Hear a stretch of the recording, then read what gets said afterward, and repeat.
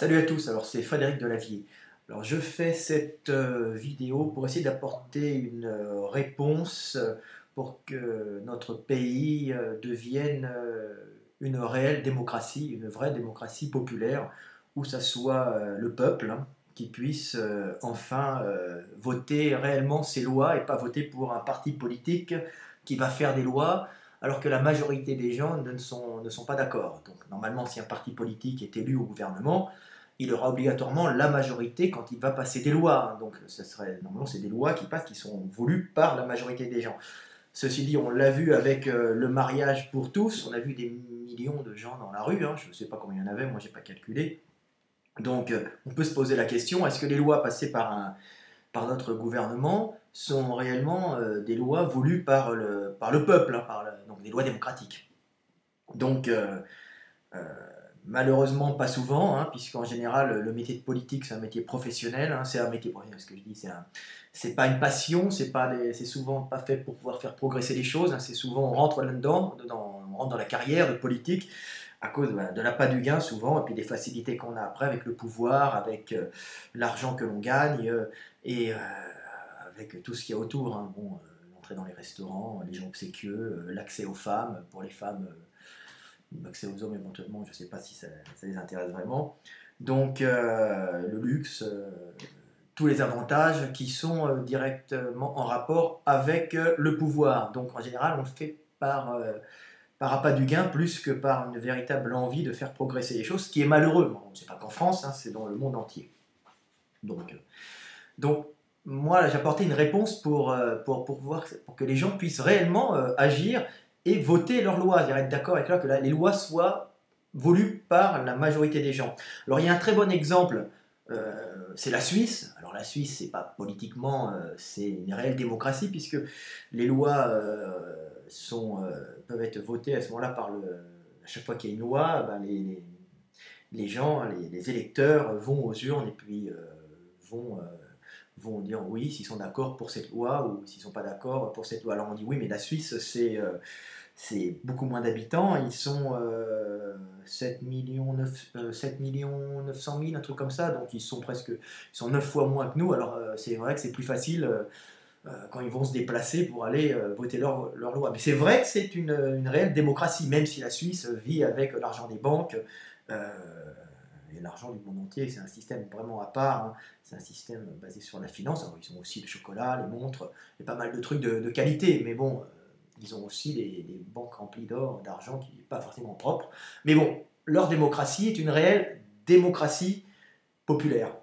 Donc, donc on peut les prendre en exemple, sauf qu'on aurait tort, mais la France, c'est 66 millions d'habitants. Alors effectivement, 66 millions de personnes qui vont aux urnes, alors pas 66 millions, mais mettons une bonne trentaine ou quarantaine de millions de personnes qui vont aux urnes, c'est pas possible, ça coûterait trop cher, ça serait la catastrophe à chaque fois qu'on veut voter une loi. On aurait tort que ça, c'est effectivement, c'était pas possible, et c'est pour ça qu'il y avait un système qui était fait avec l'Assemblée nationale, le Sénat, moi je suis pas un spécialiste hein, là-dedans, mais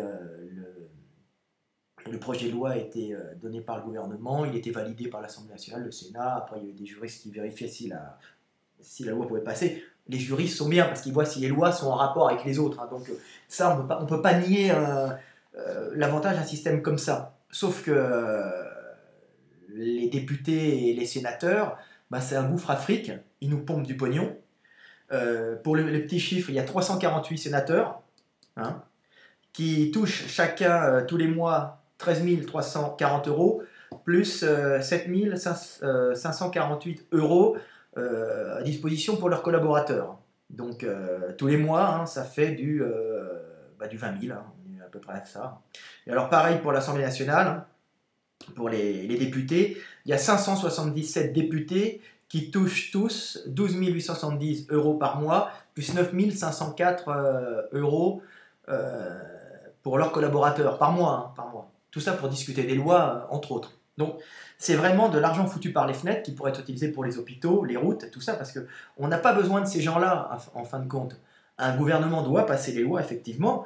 On l'a élu pour ça, parce qu'on le croit, c'est un parti avec quelqu'un qui est dans ce parti, qui est à la direction, on élit justement ce parti politique, ce représentant du parti politique, pour qu'il puisse transformer la vie française grâce aux lois. Hein. C'est pas grâce aux coups de poing, grâce... bon, les guerres, c'est occasionnel, bon, mais c'est surtout pour transformer la vie du pays, pour qu'elle soit plus agréable, et puis pour faire des lois qui puissent être mieux pour protéger le pays des imports, des importations extérieures, pour pouvoir faciliter le développement des entreprises, et pour qu'il y ait quand même de l'argent pour que ça tourne. Tu vois, pas uniquement emprunter emprunter pour faire vivre le pays, comme on fait un peu actuellement, hein, parce qu'on a des entreprises qui ne marchent pas bien. Donc ces gens-là, ces sénateurs et ces députés sont parfaitement inutiles, ce sont des, entre guillemets, des parasites, hein, bien qu'ils pourraient être utiles s'ils discutent justement de la validité des lois par rapport aux autres lois, un travail technique. Mais on n'a pas besoin de 348 sénateurs ni 577 députés. Il y a un truc beaucoup plus simple, si vous voulez que le peuple puisse réellement voter, parce que le peuple, vous avez vu, dont les gens étaient dans la rue pour le manif pour tous, ça se trouve, il n'y aurait pas eu la majorité, mais il y a de fortes chances que la plupart des Français ne voulaient pas cette loi de mariage homosexuel, on va dire mariage pour tous, ou lesbien, ou mariage... voilà, la plupart des gens sûrement ne le voulaient pas. Donc quand une loi, si on veut vraiment que la loi soit votée pour tous et dégager tous ces parasites inutiles, c'est simple. Maintenant, il y a le moyen de le faire, le moyen devant nous. Hein. C'est simple, c'est l'informatique, c'est Internet. Donc plus besoin de se déplacer pour voter une loi. Il suffit d'une petite boîte comme ça, vous voyez. Alors là, c'est ma banque en Hongrie qui me l'a filé. Hein, et puis, vous la raccordez chez vous sur votre ordinateur. Hein. Et puis, vous regardez au journal officiel, si vous y êtes intéressé, vous allez en mairie. En mairie, là c'est hypothétique, hein, c'est ce que je propose. Hein. On va en mairie, alors il y a le journal officiel, on dit voilà, la loi 2027 sera votée tel jour. Alors, les télés d'État, à ce moment-là, au lieu d'avoir des émissions stupides de variété, elles présenteront les lois qui vont être discutées dans la semaine, vous voyez. Et donc comment dire, France 2, France 3, et puis les télés du Sénat, là, Direct Sénat, là, je sais pas quoi, ou Assemblée nationale, là, donc auront vraiment un rôle informatif pour que les gens puissent s'intéresser aux lois et votent de chez eux, grâce à une petite boîte qu'on leur fournira comme ça, que l'État leur fournira, donc il y aura une appel d'offres hein, avec raccordé à une clé USB à l'ordinateur. Alors chacun aura sa carte d'électeur, hein, ici, voilà, petite carte d'électeur, en vérité ça c'est une carte bleue, hein. Mais bon, on met une carte d'électeur avec son petit code personnel, hein, sa petite puce, hein, et puis son code personnel secret. Et puis quand une loi est à voter, ben, on met sa petite carte dans sa petite boîte qui est branchée à l'ordinateur. Et puis là, on a le papier, on rend son petit code secret qui permet d'identifier les lecteurs. Et à ce moment-là, on met oui ou non, on est pour cette loi. Donc ça serait vraiment un référendum populaire, ça serait une véritable démocratie et pas plutôt une illusion de démocratie où les lois sont passées sans que la majorité le veuille. Donc je propose un truc comme ça. Alors évidemment, ça serait des économies énormes pour l'État, hein, tout cet argent qu'on ne donnerait plus aux députés et aux sénateurs, parce que c'est un gouffre, hein, parce que la France est un gouffre avec tous ses fonctionnaires, avec tous ses inutiles. Hein. Il y a des mecs bien, hein. Comme je disais tout le temps, il faut que discuter des lois, il faut qu'il y ait des techniciens qui vérifient si elles vont entre elles. Mais la plupart de ces gens-là sont des gens qui dorment au Sénat. Vous les voyez, hein, c'est la blague. Hein, ils sont là, et c'est surtout pour la paye. Hein, quand vous touchez 13 000 euros par mois, plus un autre mandat, bon, et puis vous avez une petite société à vous, d'entrepreneur, ou bien, je sais pas, directeur d'un vignoble, ou patron de garage, je sais pas, ou propriétaire terrien, ou propriétaire d'immeuble, ça va très bien. Donc, c'est vraiment, la politique est vraiment un métier et pas une dévotion. Hein. C'est pas, on rentre pas en politique comme on rentre dans les ordres pour servir Dieu. Hein. On rentre pour faire de l'argent la plupart du temps, ce qui est triste, et pour avoir l'impression d'être quelque chose avant la mort. Donc voilà, c'était la petite solution de Fred Delavier. Faites-la passer parce que c'est possible maintenant de faire ça. C'est possible que tout le monde puisse voter les lois. Et alors, justement, ce système-là permettrait justement à tous les partis politiques de reprendre leur véritable valeur.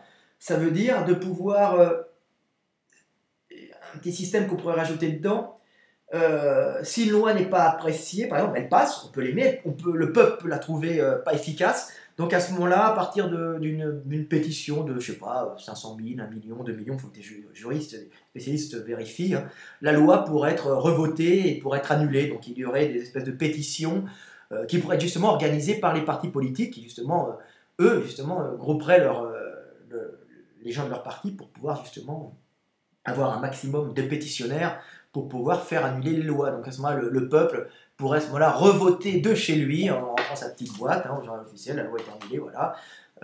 Et puis voter, est-ce que vous voulez que la loi, je sais pas, 2027, concernant, je sais pas, bon, les dates de la chasse, hein, parce qu'il y a des lois stupides hein, aussi, hein, pas stupides, mais qui intéressent peu de gens, hein, soit votées. Alors il faut savoir qu'il y a des lois qui intéressent des millions de personnes, alors il y aura des millions de personnes qui vont voter, et puis il y a des lois qui intéressent des petites minorités de personnes. Hein. Comme je l'ai dit, l'utilisation des chiens courants de telle race va être interdite ou pas. Alors bon, ça, il n'y aura que, je sais pas, moi, 1000, 2000, 3000 personnes qui vont voter. Mais ces 3000 personnes qui vont voter, s'il y avait eu 10 000 mécontents, la loi ne serait pas passée. Vous voyez, c'est pour faire une réelle démocratie. Je pense que la France, c'est la France des cafés, la France des gens qui discutent, tout ça, mais le réel pouvoir, les gens parlent beaucoup en France. On ne coupe pas la parole aux gens.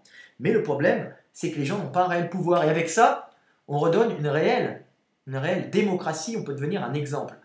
Malheureusement, je risque de ne pas être apprécié parce que ça fait que des millions, les députés, les sénateurs et tous ces gens-là vont se trouver inutiles et vont perdre leur emploi. Et justement, c'est quand même entre guillemets, une mafia. Hein. Donc voilà. Donc si vous appréciez mon projet, je pense qu'il n'y a pas grand-chose à redire sur ce projet. Essayez de trouver des failles. Je pense qu'il est bien bâti, bien étayé comme mon boulot en anatomie. Vous avez vu comme je dessine, hein. Vous avez vu comme je travaille. Je bâtis les choses, je bâtis les muscles. Donc mon raisonnement est bâti. On a les moyens techniques de le faire. Hein. C'est très simple. Alors j'oubliais, pour les papiers et les mamies qui n'ont pas d'ordinateur à la maison, hein, évidemment ils pourront pas, ils iront avec leur carte d'électeur, leur petite puce, hein, à la mairie.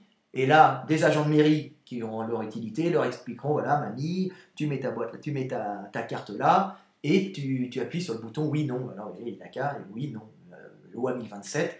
Donc les lois pourront être votées de chez soi pour tout le monde, une majorité de personnes, ou en mairie pour les papis et les mamies qui sont de notre génération, qui n'ont pas appris à se servir d'un ordinateur, c'est normal, hein, les choses évoluent, même moi plus tard, et qui sait, il y aura d'autres moyens de communication, et je ne serai peut-être pas au point. Hein. Donc voilà. Donc, discutez là, essayez de la passer un peu partout, cette vidéo, parce que c'est vraiment une solution. Vous savez, moi, j'apporte des solutions, réellement. Hein. C'est vrai que des fois, je m'énerve, mais je suis plus par mon travail, par ma vision globale, et le fait que j'ai tourné dans toute l'Europe, et que je travaille avec le monde entier. Je travaille avec les États-Unis, je travaille avec la Hongrie, je travaille avec la France. Donc j'ai une vision globale, hein. Je travaille avec la Suisse aussi actuellement. Donc vérifiez, hein. Discutez de ça autour de vous, passez ma vidéo. Elle n'est pas professionnelle, je ne suis pas habillé en costume, c'est exprès, hein, je veux dire, je suis quelqu'un du peuple, hein, je suis pas quelqu'un qui essaye de faire une prestation, je suis pas une image, hein, je suis un homme réel. Donc, mais malgré ça, tout ce que je dis est vrai, hein, et juste, et ça vient du cœur, hein, si c'est pas pour dire que ça vient de plus loin. Voilà, c'est Fred Delavier, 13 minutes 40, à bientôt, faites-la passer. Hein. Salut les gars!